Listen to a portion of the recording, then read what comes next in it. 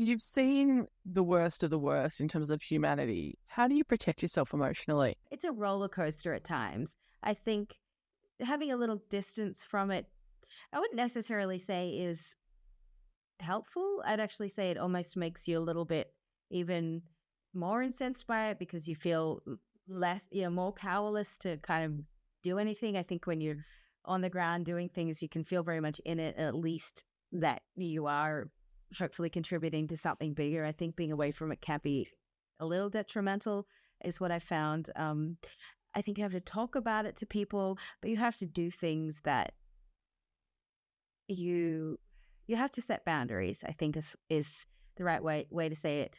You have to know what's going to sort of upset you and what's not. And yeah, for example, one thing I find I can't do is watch anything violent. No violent movies, nothing that anyone is going to get killed or tortured or threatened. And that wasn't something that was always the case for me. I always, I could watch anything, no qualms. But certainly in recent times, I found that I can't, because I think there is just so much that's horrific in the world. It's hard for me to see that at all as entertainment. So that's a boundary that I set for myself, is that if I'm going to watch a movie or TV or if there's a violent scene, and I'm going to walk out, because it's just not something I can see as entertaining.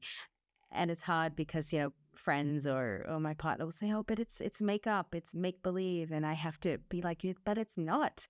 These things really happen. They happen every day. And I can deal with them, if it's for coverage or a story, but it's hard for me to deal with that in my own time and when I'm supposed to be being entertained. So yeah, that's something I do to just sort of protect myself, is to stay away from that as much as I can.